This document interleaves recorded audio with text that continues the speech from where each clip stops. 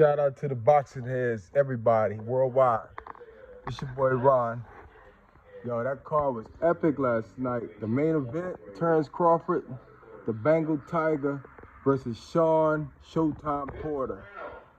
I'm sitting here listening to the replay on UGC Flame channel. We went in last night as far as, supporting the fight because it was a great matchup. And Shawn Porter came up, he showed up, he tried. At the early rounds, it was a really good fight.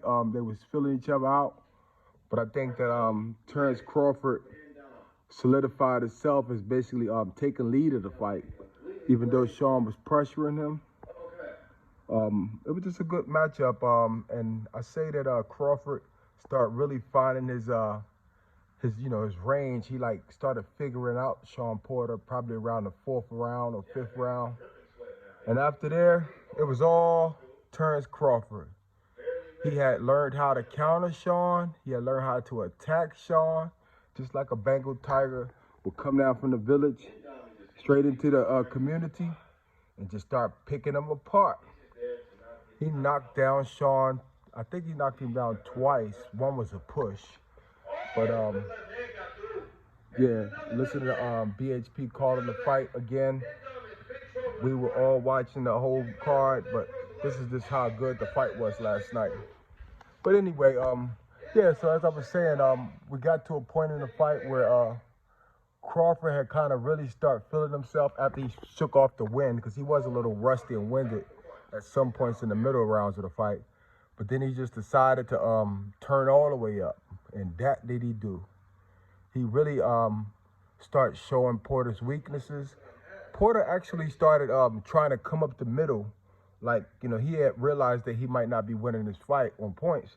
So around the 6th or 7th round, he tried to come up the middle and tried to see if he could rough Crawford up some more.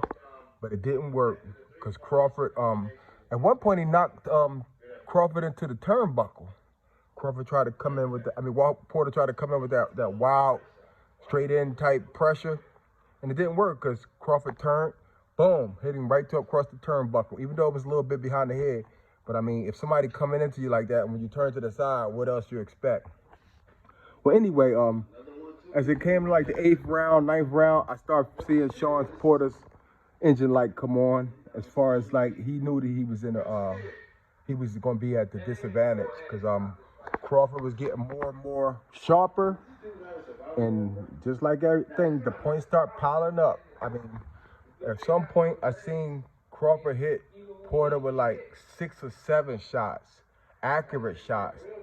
You could tell that Shawn Porter was visibly getting wobbled. And there you have it. At that point, I had to fight 7-2 Crawford. And then at the 10th round, it was more or less Bud just decided that I'm getting him up out of here.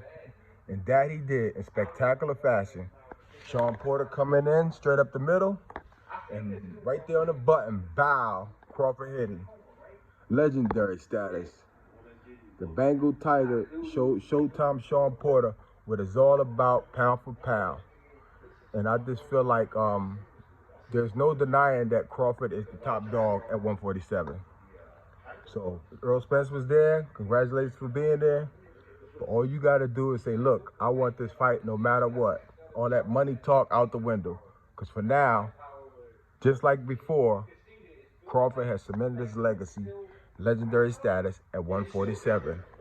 WBO champion of the world, undisputed junior welterweight champion, pound for pound champion of the world, and arguably the #1 pound for pound fighter in the world.